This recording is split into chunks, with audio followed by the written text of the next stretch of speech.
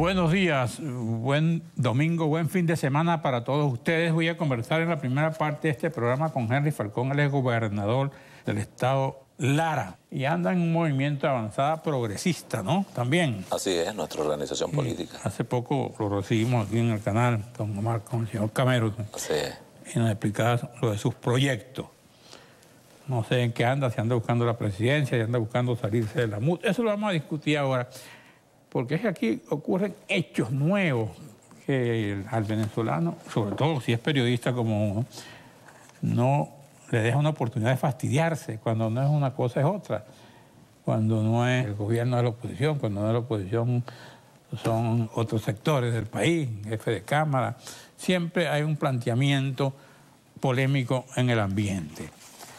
Esta semana uno de los planteamientos polémicos en el ambiente está la denuncia que hace en Estados Unidos un militar que trabajó en el equipo de seguridad de Diosdado Cabello. Diosdado ha dicho que no fue nunca su jefe de seguridad y que lo veía muy raro en estos tiempos, pero eran cosas que tienen que aclararse y que demostrarse o no demostrarse para juzgar. Yo no voy a prejuzgar a nadie porque no soy juez para sentenciar ni soy fiscal para acusar. Yo siempre he dicho que el periodista informa, no acusa ni nada.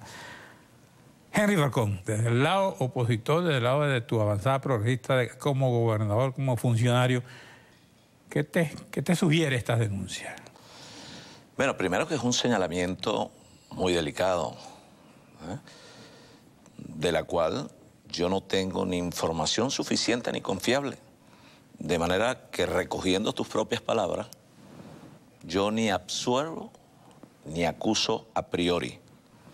Creo que quien haga esos señalamientos, bueno, debe presentar las pruebas y en todo caso, sobre la base de ellas, si existieren, en todo caso, quien se viera perjudicado, bueno, asumiría su defensa. Yo creo que yo, como tú lo dijeras, no soy ni órgano de investigación, ni soy tribunal, y creo que así como hemos venido planteando la necesidad de tener posturas responsables frente al país, casos como este nosotros debemos manejarlo no solo con criterio, sino también con responsabilidad y con mucha sensatez.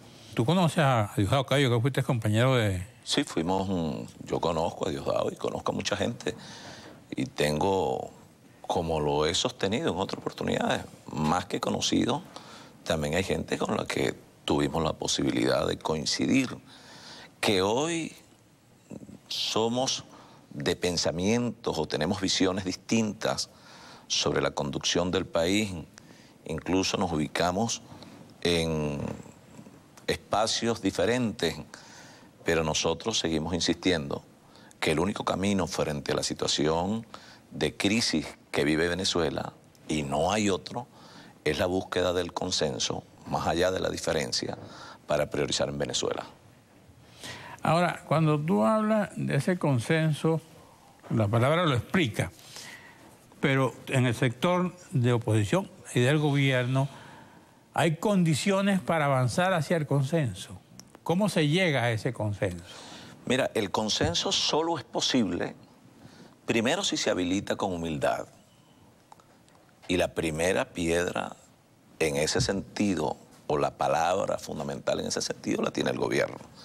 Humildad para reflexionar y rectificar frente a una circunstancia que sin duda alguna, bueno, compromete terriblemente la estabilidad del país.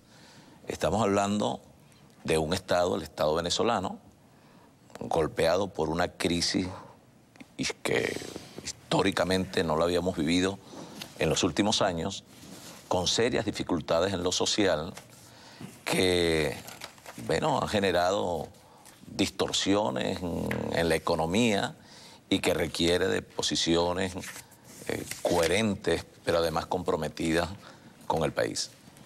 Ahora, ¿hasta dónde llega el compromiso de Henry Falcón con la oposición? Porque no sé si cuando tú vas en el camino de la avanzada progresista, no podíamos interpretar que hay una una disidencia simulada del sector opositor. En lo absoluto. Nosotros somos adversarios del gobierno y confrontamos al gobierno en el campo de las ideas y entendemos que el país está conducido de manera ineficaz, que todo esto que el gobierno alude en torno a una supuesta crisis económica no es otra cosa que improvisación. Y ¿no hay guerra económica? No hay guerra económica, lo que hay es improvisación económica. Vamos a un receso, regresamos contigo. ¿Cómo no?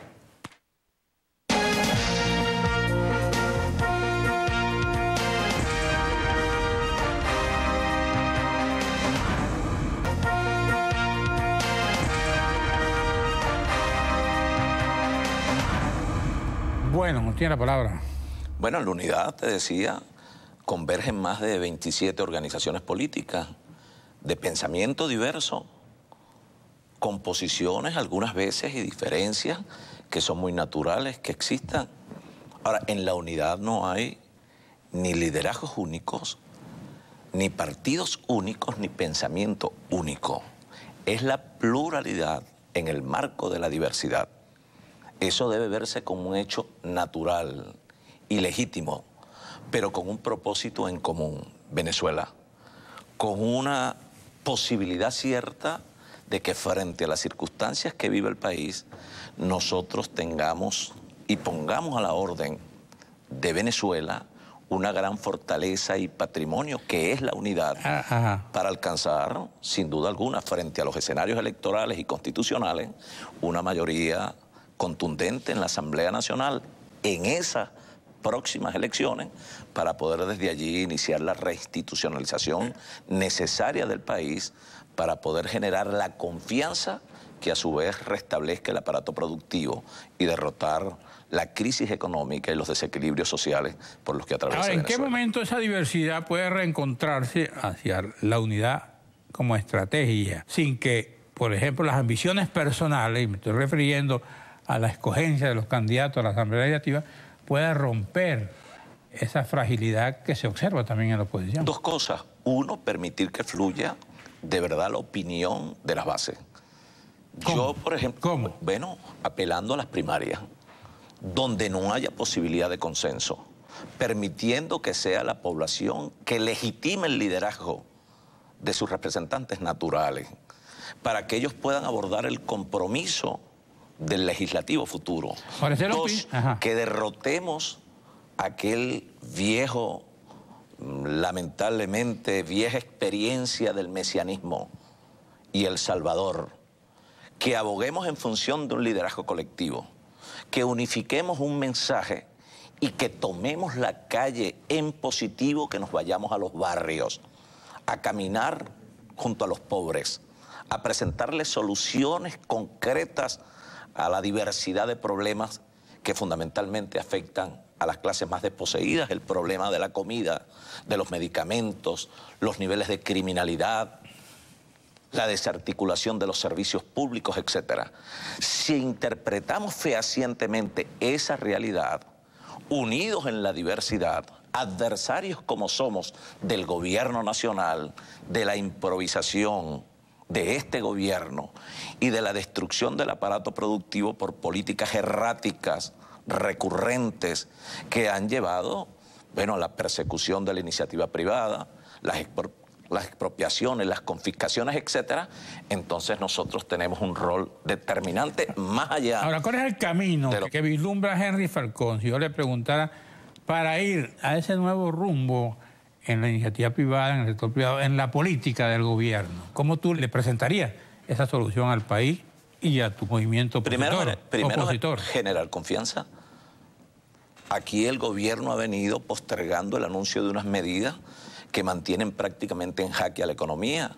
Hay unos niveles de incertidumbre en la calle, la producción nacional absolutamente paralizada, el problema de desajuste social solamente lo podemos ver expresado en las colas, no solo para adquirir alimentos. Veamos lo que está ocurriendo, por ejemplo, en el sector de prestación de servicios en el ámbito de la salud, la escasez de medicamentos Y eso no solamente está ocurriendo en las instituciones de prestación de salud pública, sino también en lo privado.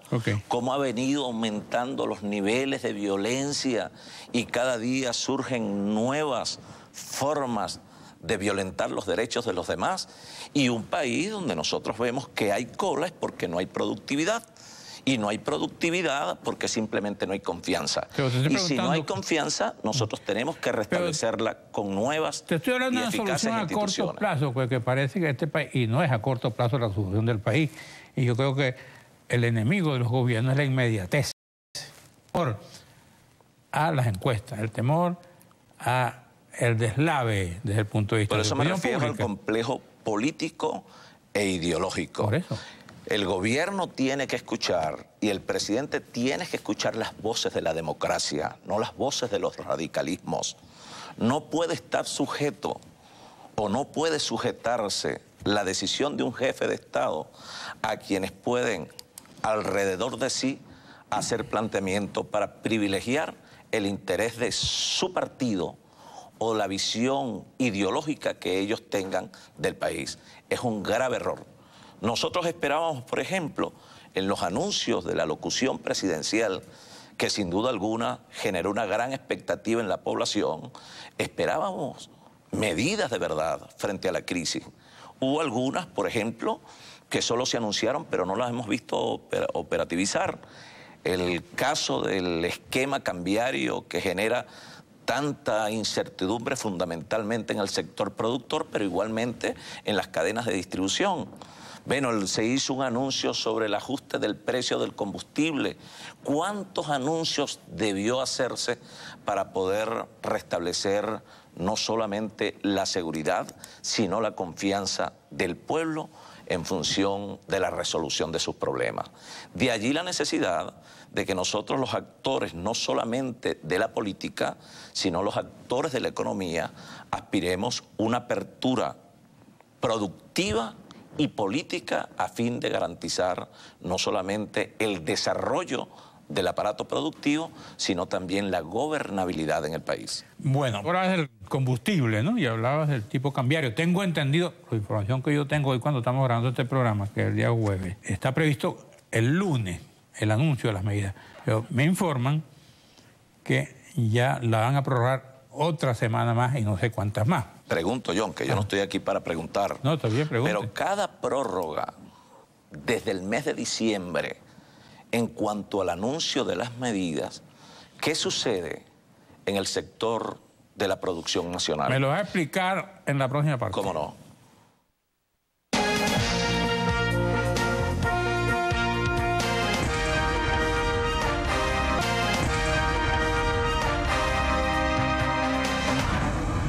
¿Sucede qué? Sucede que mientras tú sigas postergando el anuncio de unas medidas que de alguna manera van a determinar el curso de la economía en el país, entonces nosotros tenemos prácticamente una situación de desequilibrio y de tensión social que nadie puede negar. Aquí, por ejemplo, nosotros recientemente en Barquisimeto hemos presentado solicitudes de cotizaciones y aperturas de concursos, lo que anteriormente conocíamos como licitaciones. Carlos, y todas quedan desiertas. Nadie quiere cotizar nada. El país está paralizado. Y no es solamente que no se cotiza, es que, además de eso, bueno, tenemos una situación prácticamente que carga enloquecida a la población. La señora que hoy va a un supermercado, se para allí, consigue 3 productos, después se va a hacer un periplo por todos los supermercados, por las bodegas, por los chinos, etcétera. Pero eso ya está llegando a una situación de caos en el sector farmacéutico. Hay un aproximado de 70%, 75% de los medicamentos que son básicos para las intervenciones quirúrgicas, por ejemplo, que no se consiguen. Por ejemplo, las compresas. Y eso no lo estoy diciendo yo, que soy gobernador de estado.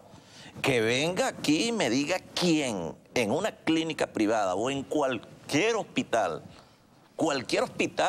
del país, que eso hoy día está regularizado. Ahora, mientras no hayan medidas, bueno, mientras no haya seguridad, mientras no haya confianza, hay problemas no solo para la productividad. El propio distribuidor no tiene ni cómo reponer los inventarios. Y eso no es solamente en cuanto al sector farmacéutico y alimentación, está ocurriendo con autopartes, está ocurriendo con agregados para la construcción, está ocurriendo en materia de servicio. Entonces, cada cosa de esta o cada postergación en cuanto a las decisiones que debe tomar el gobierno, sin duda alguna, agudiza la crisis económica y genera más tensión, incertidumbre y, por supuesto, desequilibrio social.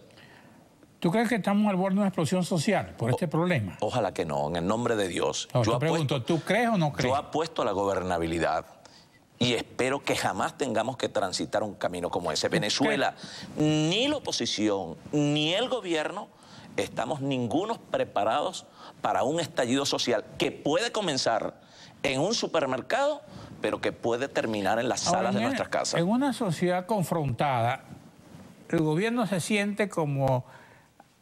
No toma las medidas porque le dicen no tomen porque la oposición lo va a aprovechar en función de su beneficio. Y se pone a pensar en eso, nunca va a tomar las medidas. Porque el gobierno no me van a entender si no hay el diálogo antes, si no se toma en cuenta, porque son políticas, son crisis que han llegado a la necesidad de que haya un consenso en estas sociedades confrontadas. Y eso es verdad. Absolutamente de acuerdo.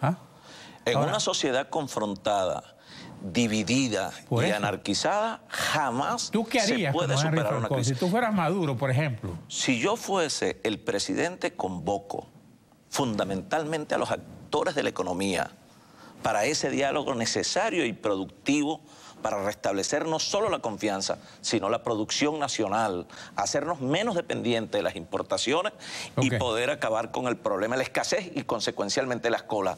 Y otra decisión que tomaría yo, sin complejo, sin ataduras políticas e ideológicas, convocaría a los actores de la política como venezolanos, en función de los intereses del país y no en función de los intereses de nuestros partidos. Tú conoces al monstruo porque vienes de adentro, de sus entrañas, ¿no? Hay una crisis de gobierno, hay una lucha de poder. Sin duda alguna. Eso se puede apreciar no solo en el comportamiento, se aprecia incluso en las formas de confrontar los problemas y de las decisiones que ya tú decías postergadas. Tú los conoces a ellos, conoces al gobierno, conoces a la gente del PSUV. ¿Te han expresado descontento ellos a ti? No, yo no tengo ninguna relación en lo absoluto con la gente del gobierno, con la gente del PSUV. Yo hice mi declaratoria pública hace exactamente 5 años atrás y creo que el tiempo me dio la razón. Si no, revisemos aquella carta que yo publiqué aquel 10 de febrero del año 2010. Todo o buena parte de lo que está sucediendo hoy, nosotros lo expresábamos allí. ¿Tú repetirías ahorita la misma carta? Yo creo que no solo repetiría la carta, ampliaría sus conceptos, definiciones y críticas. Y creo, sin duda alguna, que la mejor decisión política que he tomado en mi vida fue haberme separado del partido de gobierno en su oportunidad. Y de allí que el camino siempre presenta grandes dificultades, pero igualmente buenas oportunidades. Maduro Chávez. Venezuela. ¿Tú quieres? A mi país, por encima de mi ideología y por encima de mis propias aspiraciones. ¿Cuál es tu ideología? Mi ideología es una ideología de centro izquierda referida al progresismo social, incluyente, eficiente, solidario y libertario. ¿Eres militarista? Civilista por excelencia, demócrata por excelencia. ¿Vienes del mundo militar? Y soy civilista y demócrata, enmarcado en los principios. ¿Qué sientes que hay hoy en el mundo militar? Siento que debe haber, en buena medida, la misma crisis que golpea al ciudadano común. Un militar no deja de ser pueblo. ¿Qué opina de Padrino López? No lo conozco, no lo conozco. Creo que ha mantenido una postura medianamente moderada frente a las situaciones que se han ocurrido en el país. ¿Te llegan rumores de ruido? En lo absoluto. Yo no me inmiscuyo en los asuntos de las Fuerzas Armadas. Tengo un profundo respeto por ellas, por las Fuerzas Armadas. Y ellos tienen una misión. ¿Chavistas, socialistas? Yo siento que tienen que ser institucionalistas, como siempre. Pero cuando hay los actos en el saludo es socialistas, chavistas y revolucionarios, ¿no? Bueno, yo creo en la institución de las Fuerzas Armadas, más allá de las concepciones, hasta siempre, hasta su capacidad de entender que por encima está ¿Contra quién no irías tú nunca? ¿Contra quién no irías tú nunca en tu lucha? Nunca iría contra el pueblo de Venezuela, jamás. Nosotros somos intermediarios, interlocutores y además generadores de esperanza a un pueblo que está ávido de resolución de sus problemas. Pero cuando tú dices el pueblo venezolano es una cosa muy general. Todos, sin excepción. ¿Contra quién? Sin excepción. Todo el pueblo venezolano, en una concepción muy amplia. Todo el pueblo venezolano, sin ninguna excepción. ¿En qué momento te irías? Yo gobierno en Lara y si alguna vez tienes la oportunidad de explorar en profundidad cómo se construye el progresismo social y eficiente, nosotros gobernamos en Lara para los que votan por mí y para los que no votan por mí. ¿Cuál es el error fundamental del gobierno? Uno, la improvisación.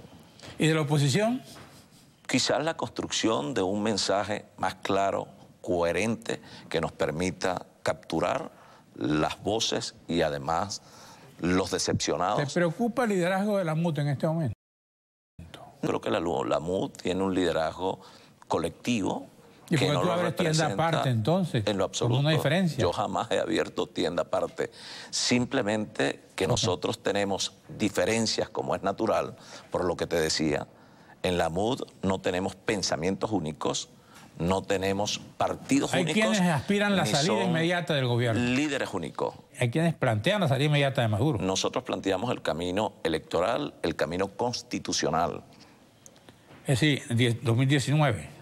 No, es que hay otros escenarios. Por ejemplo, tenemos las parlamentarias por delante. Es una gran oportunidad para iniciar la reinstitucionalización del país a través de una mayoría en la Asamblea Nacional. ¿Qué piensa del Tribunal Supremo? Del Tribunal Supremo, que tiene que administrar justicia de cara a la realidad de Venezuela, General, que tienen que ser instituciones autónomas e independientes, como todas las instituciones, que hay que regenerar las instituciones, reinstitucionalizar el país para poder tener instituciones confiables y autónomas que permitan el verdadero equilibrio de la democracia. ¿A quién admiras tú más como líder? A Dios. En Venezuela. En Venezuela, al pueblo. Al pueblo en el liderazgo colectivo. ¿Y como líder en el mundo? En el mundo, a Gandhi, a Mandela, a Martin Luther King y a Simón Bolívar. ¿Qué entiendes tú de la frase Dios proveerá? Una frase inadecuada para un momento de crisis económica en el país. ¿Y si tú crees en Dios, por qué no le tiras los problemas a Dios? Porque Dios hay que no solamente creer y orar, hay que reflexionar y rectificar. De allí que esa peregrinación que nosotros hacemos en Barquisimeto, junto a nuestra madre, la Divina Pastora, yo creo en Dios. ¿En la Virgen? Creo en la Virgen. ¿En el Espíritu Santo? Y no solamente creo. ¿Y en la Santa Iglesia Católica? Creo y le profeso mi creencia con mis acciones. Nosotros caminamos más de 4 millones de personas agarrados la mano, en la procesión de nuestra madre. ¿En qué momento oras tú? De noche, ¿sí? De día y también cuando tengo la oportunidad de acudir a la iglesia. ¿Qué pides? Pido paz, pido sabiduría, pido además salud y pido fortaleza y también salud igualdad. Te la han dado, ¿no? Igualdad. Bueno, la salud en Venezuela hoy día... No te da ni chikungunya. Hasta ahora no, gracias a Dios. Gracias a Henry Falcón. En la próxima parte voy a conversar con el psiquiatra José Luis Uzcategui, que nos va a hablar de la vida en tiempos de cola.